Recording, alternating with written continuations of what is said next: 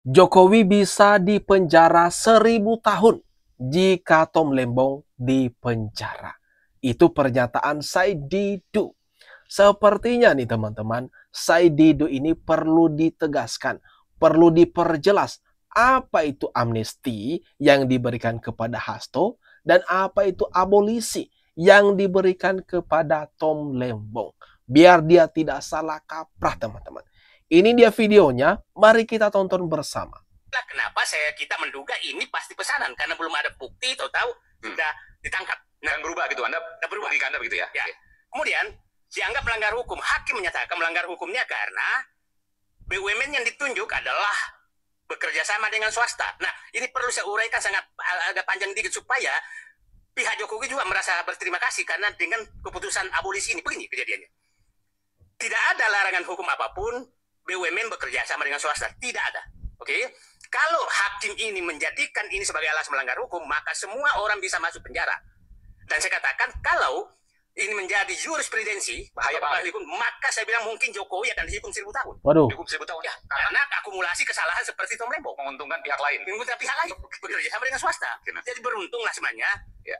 Apa yang lain tuh karena abolisinya Prabowo meluruskan hakim. Baik, saya mau garis bawahi soal pesanannya. Di mana kemudian logika yang mengatakan bahwa ini pesanan dari apa yang Anda sampaikan tadi? Begini, satu, tadi bahwa belum ada bukti atau ditangkap. Yang kedua, ini prosesnya 2023 loh, pada saat masih Presiden Joko Widodo berkuasa, bukan Pak Prabowo. Yang ketiga adalah Menteri Perdagangan lain kok nggak diproses, padahal kejadiannya sama. Ya itu loh. Nah, bahwa ini pesanan yang saya pikir Tom Lembong merasakan betul bahwa itu dan Pak Prabowo merasakan.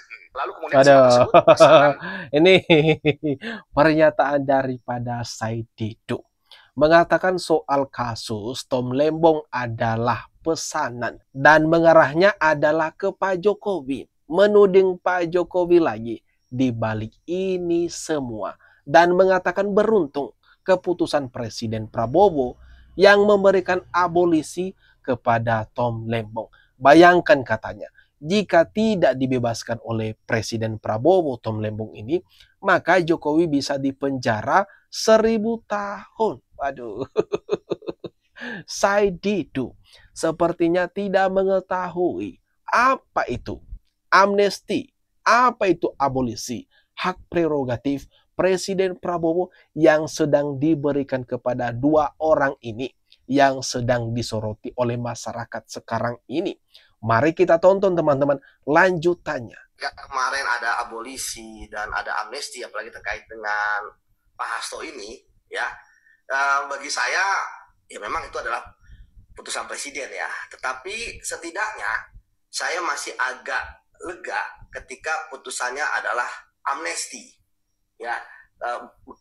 Beda dengan Tom Lembong yang abolisi. Padahal kalau kita lihat suasana kebatinan di saat itu kan dua-duanya itu dalam proses sudah selesai di pengadilan tingkat pertama, ya, pengadilan tipikor, dan divonis dua-duanya guilty, bersalah.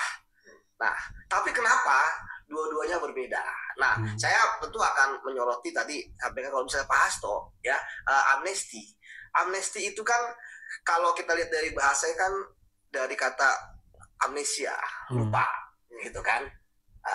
Jadi itu adalah melupakan terhadap hukumannya, bukan perbuatannya. Kalau perbuatan kan Pak Prabowo, saya lihat kenapa memutuskan amnesti karena yakin terkait dengan perbuatannya, ya, bahwa ada terkait dengan garis besarnya adalah ada 400 juta ya dari Pak Hasto terkait dengan suap KPU. Jadi menurut saya itu udah clear. Nah, ini penjelasannya ya. Semoga Said Didu paham dan menonton videonya mengenai penggunaan hak prerogatif daripada Presiden Prabowo terhadap dua orang yang tengah jadi sorotan belakangan ini. Ada Hasto Kristianto, Sekjen PDIP, dan ada Tom Lembong. Sama-sama diberikan pengampunan oleh Presiden Prabowo dengan menggunakan hak prerogatifnya. Tersangka, kami bukan terpidana. Kami adalah akademisi yang secara kebetulan mendapatkan undangan klarifikasi oleh Polda di dalam beberapa pasal-pasal yang dituduhkan oleh beberapa pihak. Salah satunya adalah saudara Joko Widodo. sudah melakukan penelaahan terhadap undangan klarifikasi tersebut dan mutlak ya secara absolut bahwa kami tidak terlibat sama sekali dengan pasal-pasal yang ditentukan itu. Nah, oleh karena itu justru ketika ada sebuah peristiwa tindak pidana korupsi dan kemudian pemerintah dalam hal ini Presiden Prabowo Subianto memberikan kebijakannya untuk memberikan hak abolisinya dan kemudian memberikan amnesti, maka kepada kami tentu saja semestinya lebih dari itu. Kami tidak melakukan tindak pidana sama sekali dan kami justru dikriminalisasi. Karena itu, maka pada kesempatan ini saya mewakili teman-teman 12 tokoh yang dikriminalisasi, tentu saja sangat mengharapkan agar pemerintah dalam hal ini Presiden Prabowo Subianto lebih concern pada persoalan kami. Ya, dan kemudian yang kedua, sebetulnya karena ini adalah masalah di luar aspek pidana, maka sebaiknya memang pemerintah betul-betul hadir untuk menyelesaikan hal ini. Karena Presiden Prabowo memberikan abolisi dan amnesti terhadap Tom Lembong dan Hasto, Dr. Tifa juga meminta agar diberikan amnesti dan abolisi ke mereka. Karena mereka ini didiskriminalisasi dari pengakuannya. Bahkan kalau bisa lebih dari itulah diberikan kepada mereka. Perhatian khusus terhadap mereka-mereka ini yang sedang melakukan tugas penelitian atau pekerjaannya. Aduh. Ini gimana nih teman-teman? Menurut kalian permintaan dari Dr. Tifa ini untuk dibebaskan, untuk dihentikan perkara di mana kita tahu kan ada 12 orang yang sudah jadi calon tersangka.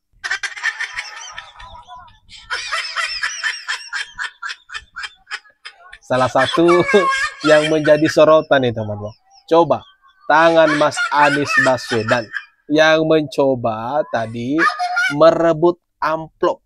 Itu ada berwarna putih di tangan Tom Lembong. Tetapi keras juga nih tangan atau genggaman daripada Tom Lembong, tidak mau melepas tuh amplop putih yang dipegangnya. Kira-kira apa ya? Apa isi amplop putih yang dipegang erat sama Tom Lembong ini? Sampai-sampai tuh tidak diberikan kepada sahabatnya Anies Baswedan. Ini tentunya menjadi sorotan masyarakat ya. Melihat ada momen agak gimana gitu. Anies Baswedan menginginkan mengambil amplop itu, tetapi Tom Lembong tidak mau memberikan. Sampai akhirnya Anies Baswedan tuh membelakangi.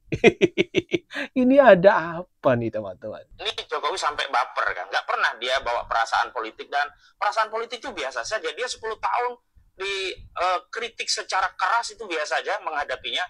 Bahkan masih guyon-guyonan. Ada masalah besar, sabar gitu. Buruk muka cermin dibelah. Artinya kalau hari ini ada orang yang ingin mendowngrade, siapa yang mau mendowngrade? Ijazah palsu misalnya, ingin mengagitasi dengan kasus ini agar lebih downgrade. Justru yang mendowngrade dalam kasus ijazah palsu dia sendiri. Ada enggak sadar-sadar rupanya ya. Orang-orang ini merasa yang mereka lakukan itu adalah benar. Dan semua kesalahan itu diletakkan ke Pak Jokowi. Selalu salah Pak Jokowi. Padahal posisi Pak Jokowi, kalau kita lihat di perkara ini adalah sebagai korban loh. Coba bayangkan. Mereka ini menuding, berteriak, ijazah Jokowi palsu. Sampai-sampai tuh kemarin-kemarin heboh mendatangi rumah Pak Jokowi di Solo. Menggeruduk, bayangkan teman. Bagaimana tidak emosi, tidak kesal.